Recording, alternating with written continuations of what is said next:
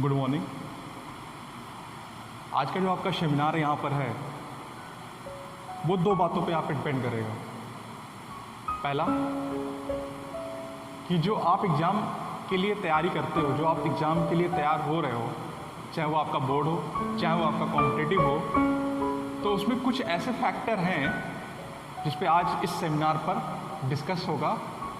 और जैसा कि मेरे दोनों स्टूडेंट्स हैं जो हिंदी मीडियम, जो इंग्लिश मीडियम दोनों हैं, तो मैं बेसिकली इंग्लिश में तो आपको बोलूँगा ही, और साथ ही साथ हिंदी माध्यम के जो लोग हैं उनको भी मैं साथ में साथ लेके यहाँ पे इस वर्कशॉप को कंप्लीट करूँगा। तो थोड़ा सा इंटरेस्टिंग हो सकता है आज का जो सेमिनार है।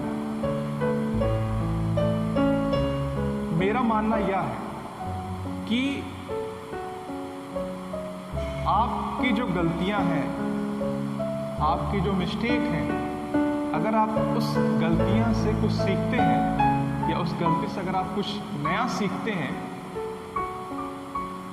तो वो आपके लिए प्लस पॉइंट है, अदरवाइज नेगेटिव। तो मैं यहाँ पे अगर मेरे से जो गलतियाँ हुई हैं या अभी तक हुई हैं, अगर उस गलती को आप भी दोहराओगे तो फिर मेरे पढ़ाने और आपके पढ़ने और आपके समझने का जो रिस्पॉन्स है वो बेसिकली क्या होगा, जीरो होगा, राइट। तो उसी चीज़ पे आज यहाँ डिस्कस करेंगे। जो मेरा टॉपिक है यहाँ पे, वो टॉपिक ये है कि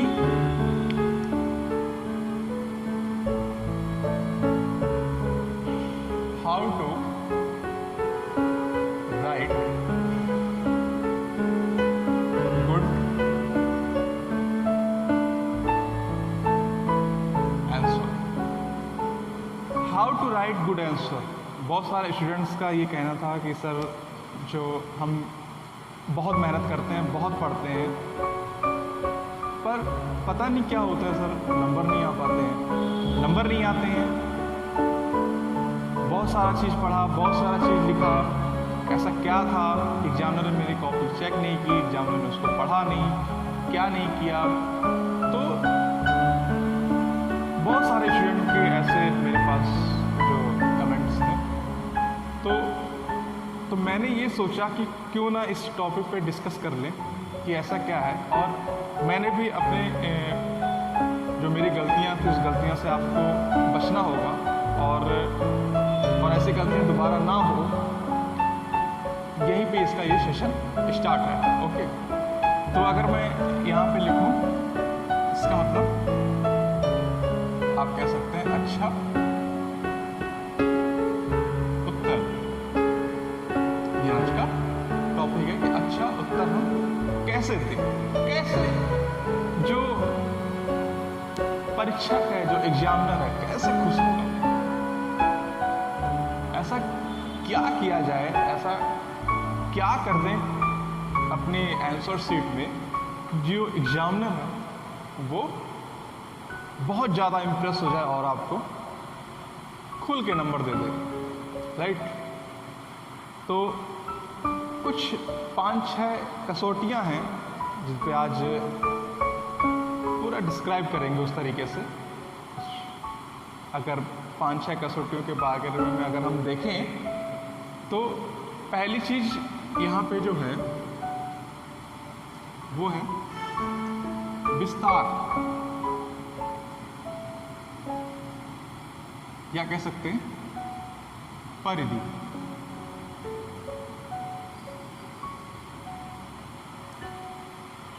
दोनों लोग के लिए, हिंदी मीडियम भी अच्छे से उसको समझ लें।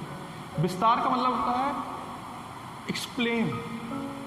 आप किस क्वेश्चन को किस रेंज में एक्सप्लेन कर रहे हैं, वो बहुत ही बड़ी भूमिका होती है, नंबर 1। नंबर 2, जो पूछा जाए वही लिखें।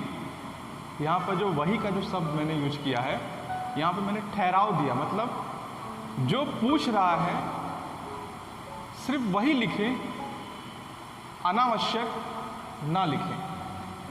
मतलब जो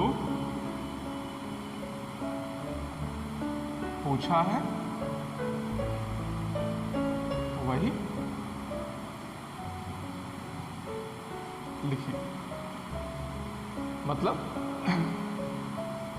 जो भी आपसे क्वेश्चन जो पूछ रहा है वही लिखिए। अब होता क्या है कि स्टूडेंट्स क्या करते हैं, मान लिया बहुत अच्छी एक अच्छा सा टॉपिक है जो आपको बहुत अच्छा सा तैयार है, राइट, बहुत अच्छे से आपको आता है, बहुत अच्छे से आता। अब उसकी सिक्योरिटी भी है कि वो आपके एग्ज़ाम में आने वाला है। तो एग्ज़ाम में क्या है कि उस क्वेश्चन को घुमा के पूछ लिया गया। या अगर मैं एक एग्जाम्पल लूँ, जैसे बार बार एक क्वेश्चन पूछा जाता है, जैसे अगर एग्जाम्पल के तौर पर अगर मैं पूछूँ, अगर आपसे बताऊँ कि द्वितीय विश्व युद्ध के घटनाक्रम को दर्शाइए, द्वितीय विश्व के घटनाक्रम को दर्शाइए, तो इस पर आपने बहुत अच्छे से मतलब तैयारी कर लिया, पढ़ लिया, किसने किसको मारा, कब मारा, अमेरिका का क्या रोल था, इंग्लैंड का क्या रोल था, कब कौन क्या किया, किस सन में हुआ, सब आपने बिल्कुल डिस्कस, बिल्कुल अच्छे से आपने उसको स्टडी कर लिया। अब हुआ क्या, जब आप एग्ज़ाम में बैठे तो वहाँ ये पूछ लिया गया, ये बताइए अगर प्रथम विश्व युद्ध के बाद अमेरिका के राष्ट्रपति अगर आप होते तो ऐसा क्या करते कि द्वितीय विश्व युद्ध की नौबत नहीं आती। अब क्वेश्चन ये पूछ लिया,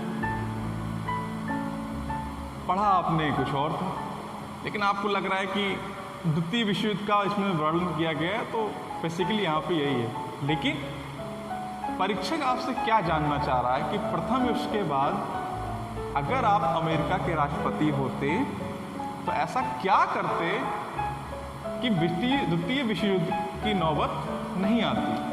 अब मामला फंस गया, बहुत अच्छे से पढ़ा था, अब क्या होगा, अब जो मसाला आपने तैयार किया था, जो सोचा था कि सैंडविच में मसाला बटर लगा के एग्जामिनर को खुश कर लेंगे, अब आपने क्या किया, अब भाई अंदर से जोश तो भरा हुआ है, क्वेश्चन पूछा हुआ है, क्या करना है, तो आपने क्या किया, 150 जो वर्ड हैं उसको आपने ये दर्शा दिया कि द्वितीय विश्व युद्ध कैसे हुआ, कब हुआ, क्यों हुआ, आपने दर्शा दिया। और जो 50 वर्ड में आपने बता दिया कि अगर ऐसा होता, अगर ऐसा मैं होता तो क्या होता। अब यहीं पे आपने एग्जामिनर को प्रूव कर दिया कि आपको आंसर सटीक नहीं पता है। होता यही है कि हम पढ़े तो जरूर थे कि द्वितीय विश्व युद्ध हमने पढ़ा, एक पेपर में पूछ लिया कुछ हो, अब क्या करना है, अब समस्या आ गई, तो यहाँ पे क्या हो गया, उसका मतलब क्या है कि जो पूछा है वही लिखिए। वही का मतलब अनावश्यक ना लिखें, राइट। तो ये हो गया स्टार्ट। सेकंड इसमें है अनुपात।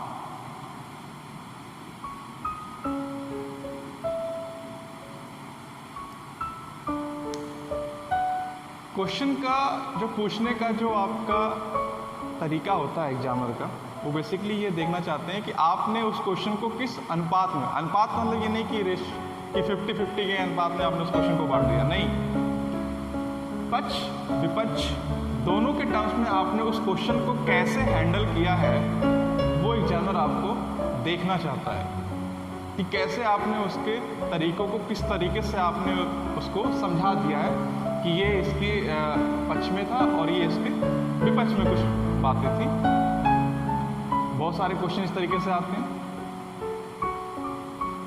कि अगर लोकसभा से अच्छा राज्यसभा के विस्तार को आप किस तरीके से वर्णन करेंगे, तो यहाँ पे आप अनुपात के बात में बात कर रही है, तो आप उस चीज़ को समझिए, पूछ क्या रहा है मुझसे, कहना क्या चाह रहा है क्वेश्चन, तभी तो आप उसके आगे को कर पाएंगे। क्लियर। तो ये हो गया आपका अनुपात। तीसरी बात यहां पे हो गई प्रमाणिकता, एथेंटिक्स। किसी क्वेश्चन का आंसर देने से पहले उस क्वेश्चन का आपके पास प्रमाण जरूर होना चाहिए।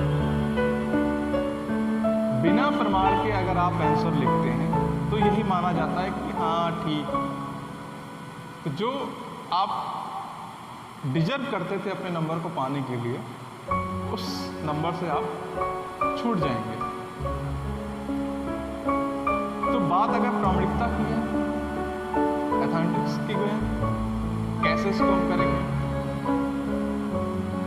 सपोज मान लिया एक आदमी ने पुलिस से बोला कि ये मुझे मारता है, ये मुझे मारने की धमकी दे रहा है बार बार, और ये मेरे मोबाइल में ये इसके पूरे मैसेज पड़े हुए हैं। तो वहाँ पे जो पुलिस होगा वो क्या करेगा, उसके इस मोबाइल में जो मैसेज है उसके हिसाब से उसको प्रमाण मान लेगा और चला जाएगा।